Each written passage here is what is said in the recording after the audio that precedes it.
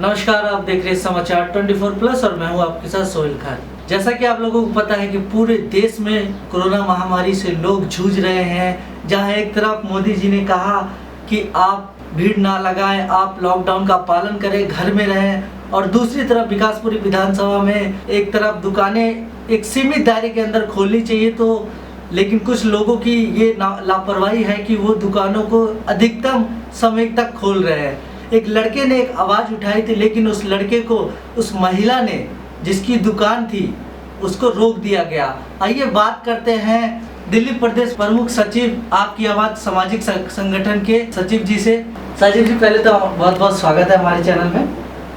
नमस्कार, मैं हूं शिव कुमार, आपकी आवाज़ सामाजिक संगठन के प्रदेश सचिव। एक्चुअली मैं ना 24 तारीख की डेट में मैं अपना कुछ काम कर रहा था, तो रात को 9:10 मेरे पास फ़ोन आया।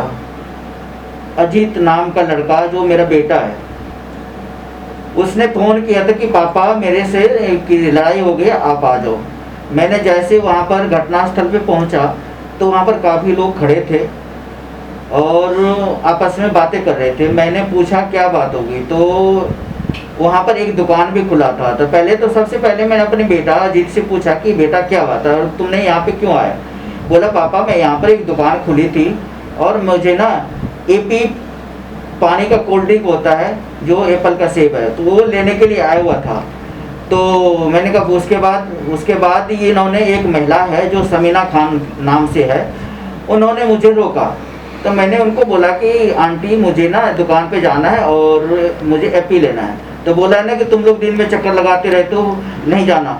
तो एक लड़का और उसके साथ में था, उसका दोस्त ही है, गुड्डू नाम है, वो कह रहा है कि मेरा दादा का दुकान है, मुझे जाना है और देना है। इसी बात पे उस लेडीज से कहा सुनी हो गई। तो मेरा बेटा ने बोला कि मैं अपने पापा को बुलाता हूँ। तो उन्होंने बोला कि तेरा पापा क्या कलेक्टर है, बुला ले। तो जैसे मैं वहाँ पे गया तो मेरे सामने उसने तीन थप्पड़ अजीत को धर दिया। मैंने कहा तुमने क्यों आ रहा है इसको थप्पड़, तो बोला ये बदतमीजी कर रहा था। मैंने कहा बदतमीजी कर रहा था तो मैं आया हूँ, आप मेरे से बात करते, एक बच्चे के ऊपर क्यों हाथ उठाया।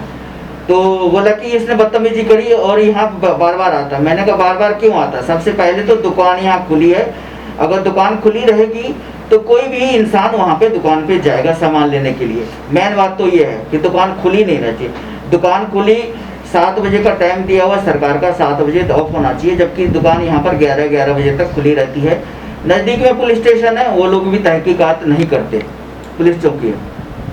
उसके बाद जैसे उसने मारा तो मैंने उसको धमकाया कि तुमने क्यों मारा, आपको किसी को थप्पड़ मारने की आपको नहीं पता कि क्या सज़ा हो सकती है, मैं आपकी जमानत नहीं करवाने दूंगा और मैं कंप्लेन कर रहा हूँ। तो कह रहे जा तेरे को जो करना है कर, मुझे नहीं पता इस बात का। फिर मैं नज़दीक में पुलिस चौकी गया, वहाँ पर 2 सिपाही बैठे थे, वो लोग अपना काम कर रहे थे, जबकि मैंने उनको सारी बात बताई और उन्होंने आया और सारी बातें सुना उसने। लेकिन उसने 112 पे कॉल भी की और हमने भी की, लेकिन एनी टाइम 112 पे कॉल नहीं लगा।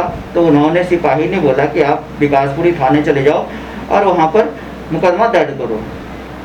फिर हमने मोटरसाइकिल ली और दोनों लड़के को लेके हम विकासपुरी थाने गए। वहाँ पर थाने में हमने कंप्लेन लिखाया।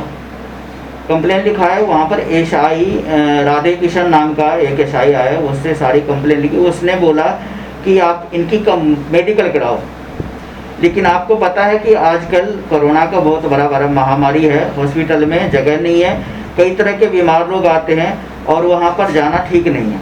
तो मैंने उन्हें मना कर दिया कि मैं अपने बेटा को हॉस्पिटल नहीं ले जाऊँगा, क्योंकि वहाँ पर अच्छा इंसान भी बीमार हो जाता है और इस समय में ठीक नहीं है। तो मैं अपना कंप्लेंट वापस ले रहा हूँ, लेकिन उस महिला ने जो इसके ऊपर हाथ उठाया उसके ऊपर कार्रवाई किया जाए, उसे गलती महसूस कराया जाए, ताकि उसको लगे कि हमने गलती की। लेकिन वो कार्रवाई 4 दिन हो गया, कोई एक्शन नहीं लिया गया। उसके बाद में PMPG पे मैंने कंप्लेंट की, प्रधानमंत्री के वेबसाइट पे। उसके बाद वो 27 तारीख को रजौरी गार्डन ड्यूटी कमिश्नर दीपक पुरोहित के पास आया। उसके बाद फिर एक मैंने कंप्लेन और मोनिका भारद्वाज, जो हमारे एरिया की DCP वेस्ट दिल्ली का लगता है, उनके पास भी कंप्लेन किया। सारी बात मैंने लिखी।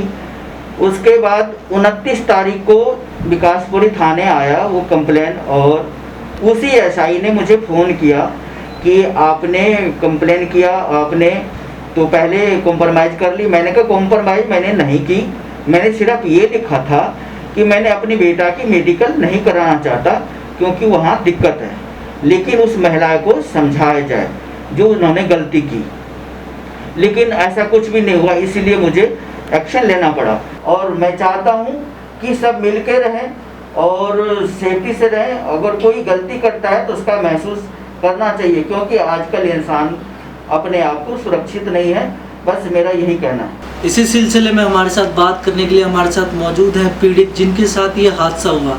अजीत जी, क्या कहना है, क्या वारदात थी और आप क्यों उस दुकान पर गए थे, सही से बताइए विस्तार पूर्वक। एक्चुअली में हुआ ये कि मैं और मेरे दोस्त जा रहे थे, रात में वॉक कर रहे थे खाना खाने के बाद। तो रात के 9 बज रहे थे, तो मन कर रहा था कि एप्पी जूस जो होता है वो पीने का। तो हम जा रहे थे, दुकान खुली हुई थी, तो हम गए। तो जाते ही गली के बाहर में एक आंटी थी, तो आंटी बदतमीजी से हमें भगाने लगी, कह रही कि कहाँ से आए हो, यहाँ से चले जाओ, कहाँ से आ जाते कोरोना फैलाने के लिए। उसके बाद मैंने कहा आंटी हम एप्पी जूस लेने के जा रहे, फिर चले जाएंगे। कह रही नहीं जाना यहाँ से, चल निकल जाओ यहाँ से। फिर उसके बाद कह रही कि देख बदतमीजी से बात मत कर, ठीक है। फिर उसके बाद मैंने कहा आंटी बदतमीजी मैं नहीं कर रहा, तो दुकान क्यों खुली है 7 बजे के बाद। तो कह रही है क्या दुकान खुलेगी, हम 3 नंबर वालों के लिए खुली है, तू क्या कर लेगा, जो बुला ले अपने बाप। तो फिर मैंने कहा ठीक है आंटी, मैं अभी बुलाता अपने बाप को। तो फिर उसके बाद बगल में एक लड़का बैठा था, तो वो कह रहा था भाई देख तू धमकी मत दे।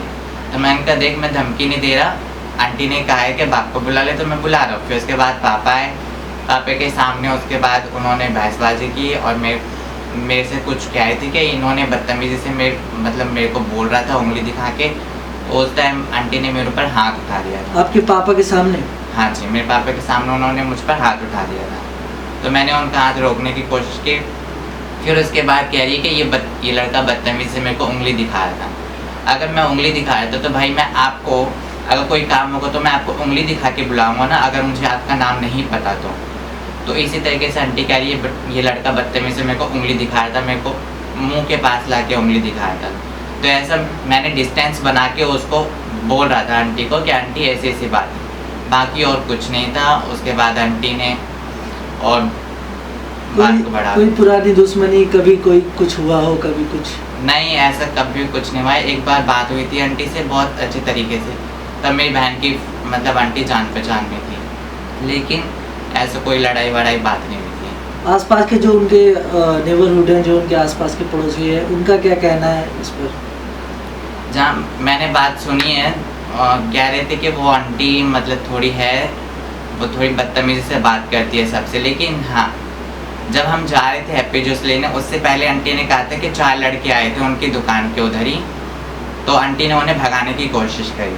तो आंटी कह रही थी क्या उन 4 लड़कों ने आंटी के साथ बदतमीजी करी थी।